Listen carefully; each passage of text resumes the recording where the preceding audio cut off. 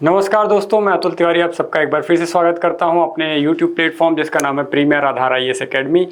दोस्तों, आज हम 14 तारीख की समसामयिकी घटनाओं के साथ आपके सामने फिर से उपस्थित है। जैसा कि मैंने आपको वादा किया था कि प्रतिदिन मैं आपके सामने समसामयिकी घटनाओं के सार लेकर उपस्थित होऊंगा जो हमारे परीक्षा की दृष्टि से ज़्यादा महत्वपूर्ण हो सकते हैं। तो उसी क्रम में आज ये दूसरा वीडियो आपके सामने लेके उपस्थित हूँ और आज की समसामयिकी में हम 14 मई 2026 की समसामयिकी की बात करेंगे कि कौन कौन सी घटनाएं हमारे लिए प्रमुख है जो हमको याद रखनी है। चलिए देखते हैं, आज की पहली न्यूज़ लेते हैं। यहाँ पर देश की पहली इंटीग्रेटेड CCUS फील्ड लैब स्थापित की गई है। इसको देख लेते हैं कि ये क्या है और इस किससे रिलेटेड चीज़ें हैं। CCU जो है ये integrated CCUS carbon capture utilization and storage field laboratory facility इसका पूरा नाम है CCUS फील्ड लैब का, जिसका उद्घाटन 11 मई 2026 को केंद्रीय मंत्री धर्मेंद्र प्रधान के द्वारा किया गया है। और ये जो इंस्टीट्यूट है वो Indian institute of technology Bombay में स्थापित किया गया है इस लेबोरेटरी को। इसका उद्देश्य क्या है, तो वातावरण और उद्योग से निकलने वाले जो कार्बन डाइऑक्साइड है को उसको पकड़कर सुरक्षित रूप से उपयोग एवं संग्रह करना। ठीक है, तो ये जो मशीन है, ये जो लेबोरेटरी है, यहाँ पर CO2 को संग्रहित किया जाएगा और उसका सुरक्षित ढंग से उपयोग किया जाएगा। क्या विशेषता है इसकी, ये समझिए। यह भारत की पहली end to end CCUS field lab है। यह तकनीक भारत के नेट जीरो 2070 लक्ष्य में भारत की मदद करने वाली है। इसमें कैप्चर्ड कार्बन डाइऑक्साइड से कार्बोनेट और बाइकार्बोनेट सॉल्ट बनाए जा सकते हैं और जिनका उपयोग उद्योगों में किया जा सकता है। यह परियोजना भारत इनोवेट्स 2026 पहल के अंतर्गत शुरू की गई है। तो याद रखिएगा CCUS क्या है, आप ये ध्यान रखिएगा। इस टेक्नोलॉजी का यूज़ किस में किया जा रहा है, कार्बन को पकड़कर स्टोर करने में और उसका बाद में उद्योग में प्रयोग करने के लिए इस तकनीक का प्रयोग किया जा रहा है। दूसरी न्यूज़ जो हमारे सामने है, यहाँ पर भारत की रॉकेट वुमेन जिनका नाम नंदिनी हरिनाथ है, इनसे संबंधित है। ये चर्चा में क्यों रही हैं, तो अभी हाल ही नंदिनी हरिनाथ की जो साड़ी है वो अमेरिका के स्मिथेसन म्यूजियम में प्रदर्शित की गई।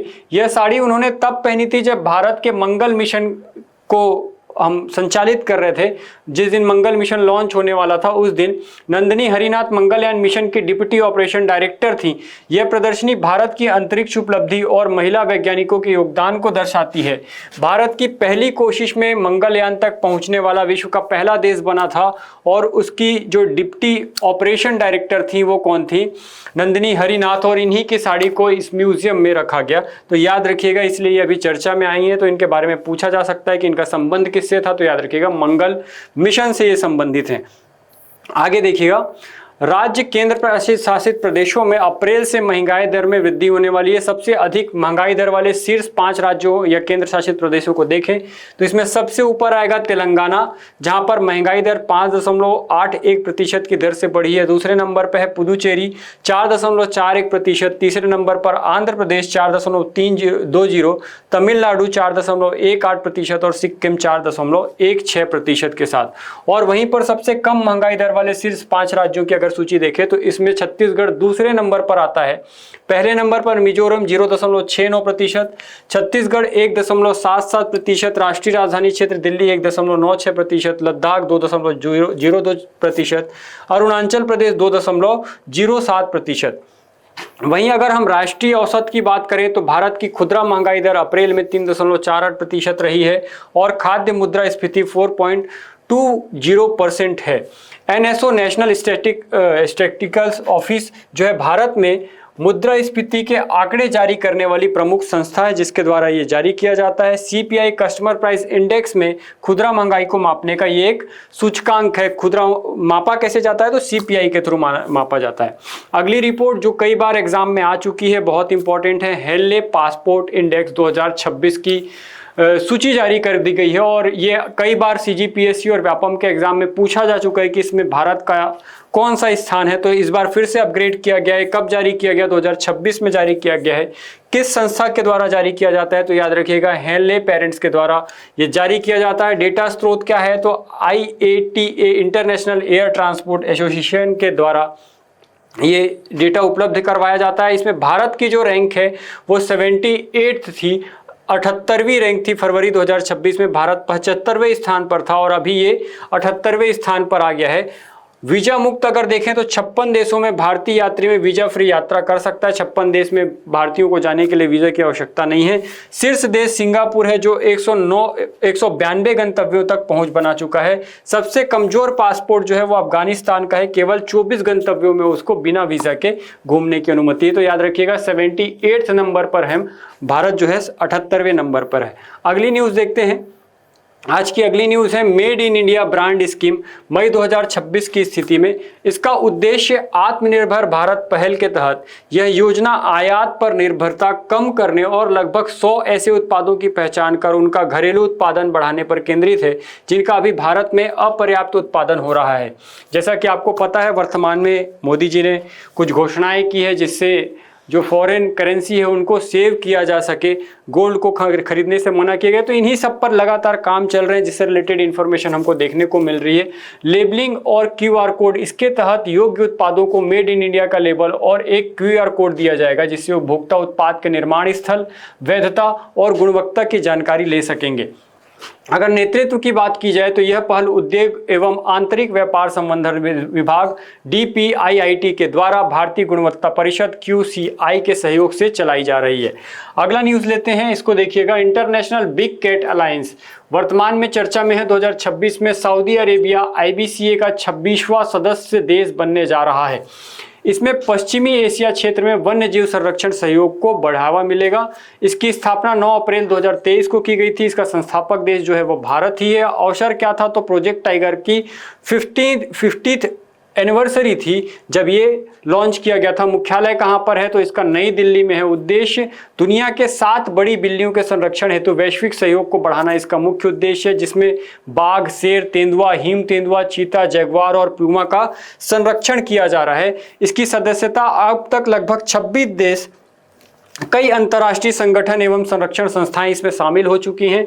और ये सबसे इंपॉर्टेंट है कि सऊदी अरेबिया IBCA का 26वां सदस्य देश बनने जा रहा है। इसके प्रमुख सदस्य देशों की बात करें तो भारत, भूटान, नेपाल, बांग्लादेश, कंबोडिया, लाइबेरिया आदि इसके सदस्य देश के रूप में शामिल हो चुके हैं। IBCA एक अंतर्राष्ट्रीय वन्यजीव संरक्षण गठबंधन है। यह बिग कैट्स कन्वर्जन पर केंद्रित पहला वैश्विक मंच माना जा रहा है जहां पर बिग कैट को संरक्षित करने की योजना बनाई जा रही है। तो याद रखिएगा बिग कैट में क्या क्या सम्मिलित है, तो बाघ, शेर, तेंदुआ, हिम तेंदुआ, चीता, जगुआर और पूमा का संरक्षण हम करने वाले हैं। अगला देखते हैं, नेक्स्ट न्यूज देखते हैं। डॉक्टर अशोक पांडा के बारे में है ये। 9 मई 2026 को steel Authority of India limited, इन्होंने पूर्व अध्यक्ष एवं प्रबंध निदेशक अमरेंद्र प्रकाश की जगह ली। Steel Authority of India Limited के ये क्या बने हैं, अध्यक्ष या प्रबंध निदेशक बने हैं। और इसके पहले कौन था पूछा जाएगा तो आपसे बताएंगे आप, अमरेंदु प्रकाश। अमरेंदु प्रकाश की जगह किसको नियुक्त कर दिया गया, डॉक्टर अशोक पांडा को, जो कि अब steel Authority of India Limited के प्रबंध निदेशक या फिर अध्यक्ष माने जाएंगे। इसकी स्थापना 23 जनवरी 1973 को की गई थी। सेल की स्थापना, इसका मुख्यालय दिल्ली में है। ये इस्पात मंत्रालय भारत सरकार के अधीन कार्यरत है। ये वर्तमान में महारत्न सार्वजनिक क्षेत्र का उपक्रम है। प्रमुख संयंत्र अगर इसके देखे जाए तो आप देखिएगा कि जो भिलाई स्टील प्लांट है, राउरकेला, बोकारो, दुर्गापुर इस्पात का उत्पादन, दुर्गापुर, ये सब इसके अंदर में आते हैं। अगर इसका कार्य देखें तो इस्पात का उत्पादन, बड़े स्टील संयंत्रों का संचालन, रेलवे रक्षा निर्माण, आधारभूत संरचना हेतु स्टील उपलब्ध कराना इसका प्रमुख कार्य है। तो याद रखिएगा यहाँ तक, इस्पात का उत्पादन, बड़े स्टील संयंत्रों का संचालन, रेलवे रक्षा निर्माण एवं आधारभूत संरचना हेतु स्टील उपलब्ध कराना सेल का सर्वप्रमुख कार्य है। आगे देखिए, RS-28 सरमत।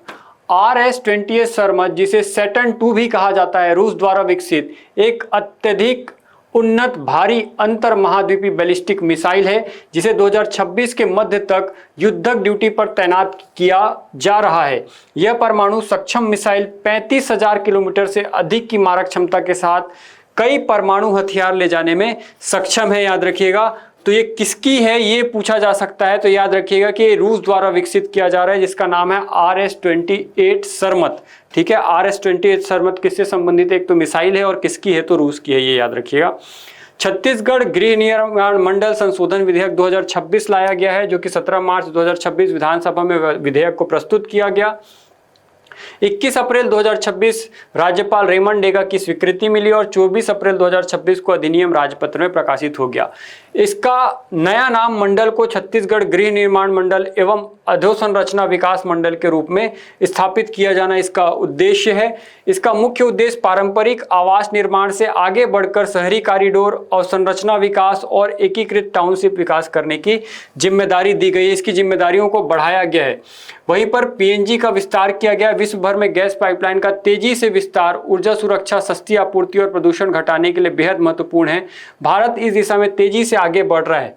भारत जो है वो सेकंड नंबर पर है 15,283 के साथ। तो ये याद रखिएगा, ये पीएनजी का विस्तार किया जा रहा है और ये आपका गृह निर्माण मंडल संशोधन विधेयक, ये दोनों न्यूज़ आपके लिए इंपॉर्टेंट हो सकती है। अगला देख रहे हैं, राष्ट्रीय फ्लोरेंस नाइटिंगेल पुरस्कार दिया गया, जिसकी आयोजन तिथि थी 12 मई 2026 को अंतर्राष्ट्रीय नर्स दिवस के अवसर पर। आयोजन स्थल था राष्ट्रपति भवन, नई दिल्ली। राष्ट्रपति द्रौपदी मुर्मू ने ये पुरस्कार प्रदान किए। कुल विजेता कितने थे? तो 15, जिसमें से 6 एएनएम और 9 नर्सें थी। पुरस्कार राशि के रूप में प्रत्येक को एक प्रशस्ति पत्र एवं पदक और 1 लाख रुपए नगद प्रदान किया गया है। तो कितने लोगों को इस बार राष्ट्रीय फ्लोरेंस नाइटिंगेल पुरस्कार से सम्मानित किया गया है? तो याद रखिएगा 15 लोगों को टोटल सम्मानित किया गया है। एक अंतिम न्यूज़ आपके सामने कि छत्तीसगढ़ विकास में छत्तीसगढ़ ने नया कीर्तिमान रचा है। इसमें पीएमजीएसवाई प्रधानमंत्री ग्राम सड़क योजना के तहत सड़कों के रख रखाव के लिए पोस्ट डिफेक्टेड लाइबिलिटी पीरियड के लिए श्रेणी में जो छत्तीसगढ़ है उसको पूरे देश में दूसरा स्थान प्राप्त हुआ है कि हमने जो पीएमजीएसवाई के अंतर्गत बनाई गई सड़कें हैं उनका काफ़ी अच्छा मेंटेनेंस किया है, इसलिए हमें ये पुरस्कार दिया गया है। ये पुरस्कार हमको केंद्रीय मंत्री श्री शिवराज सिंह चौहान के द्वारा सम्मानित किया गया है छत्तीसगढ़ को। तो याद रखिएगा, हम दूसरे नंबर पर आते हैं। ये 2 पुस्तकें हैं, छत्तीसगढ़ का व्याकरण और भारत का भूगोल, ये दोनों मार्केट में अवेलेबल है। आप चाहें तो इससे अपनी पढ़ाई जारी रख सकते हैं, जहां पर आपको भारत और विश्व के भूगोल से संबंधित वस्तुनिष्ठ प्रश्न देखने को मिलेंगे।